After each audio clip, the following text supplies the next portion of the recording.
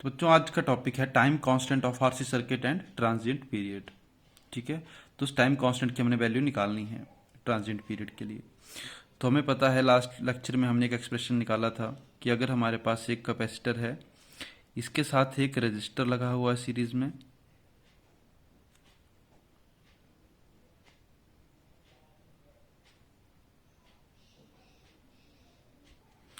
यहाँ पे इसकी कैपेसिटेंस सीधे रखी है हमें।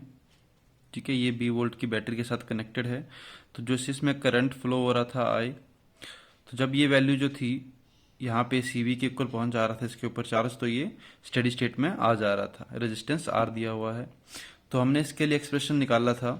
तो एक्सप्रेशन क्या आया था इसके लिए हमारे पास, Q is equal to C V into 1 - e⁻² minus T by R C, ये वैल्यू आई थी।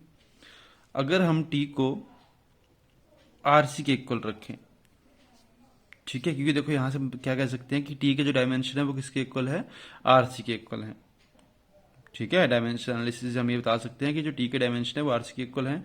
तो अगर मैंने टी को आरसी के इक्वल रखा तो चार्ज कितना आ जाएगा, Q is equal to C V 1 minus, तो ये कितना आ जाएगा 1/e, क्योंकि आर से कट जाएगा तो 1 e और 1 - 1 बचेगा, तो उसको मैं इस तरह से लिख सकता हूँ। अब जो e होता है इसकी जो वैल्यू होती है दैट इज 2.73। तो यहां से Q कितना आ जाएगा, सी वी इंटू 1 - 0.33। तो चार्ज कितना हो जाएगा यहां से 0.67 ऑफ सी वी, मतलब जो चार्ज हो जाएगा capacitor T is equal to R C time में, वो कितना हो जाएगा 67% तक वो चार्ज हो जाएगा। तो अगर इसके लिए मैं ग्राफ ड्रॉ करूं, ठीक है, यहाँ पे हमारे पास Q है और यहाँ पे हमारे पास टाइम है। तो जब टाइम किसके, तो ये इसके लिए ग्राफ कुछ इस तरह से बनेगा एक्सपोनेंशियल फॉर्म के लिए।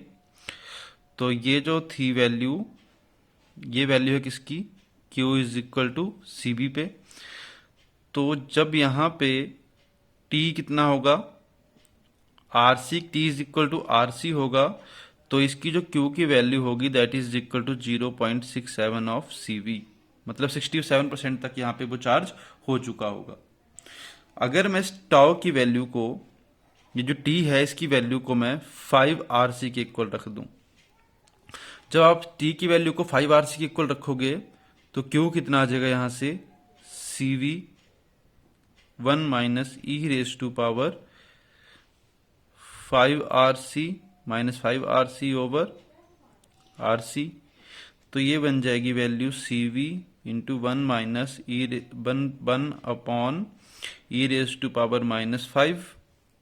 ठीक है, तो यहां से चार्ज कितना आ गया हमारे पास, जब इसको हम सॉल्व करोगे, सॉरी जब ये प्लस आ जाएगा, जब इसको हम सॉल्व करोगे आप लोग, तो इसकी वैल्यू आएगी अप्रोक्सीमेटली 0.98 ऑफ सी वी, 98 या 99 के आसपास आ जाएगी।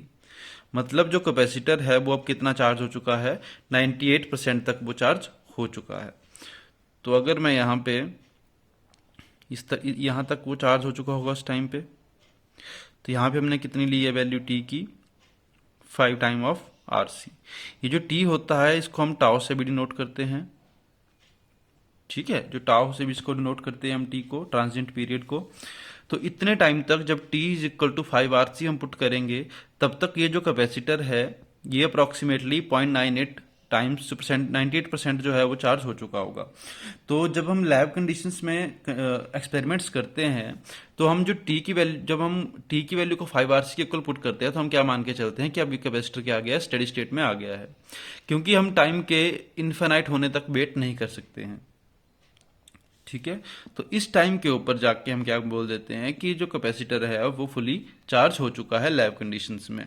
तो हम क्या मान लेते हैं कि यहाँ तक जो था कैपेसिटर की वैल्यू वो सीबी के इक्वल पहुंच चुकी है, और इसके बाद कैपेसिटर जो है वो स्टेडी स्टेट में आ गया है।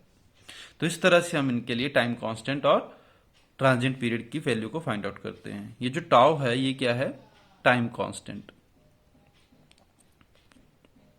तो टाइम कांस्टेंट ये है हमारे पास। ठीक है, तो इस तरह से हम इन दोनों के बीच में ग्राफ ड्रॉ कर सकते हैं और यहाँ से एक रिलेशन मिल जाएगा हमें कि कैपेसिटर जो था वो कितना चार्ज हो जाएगा।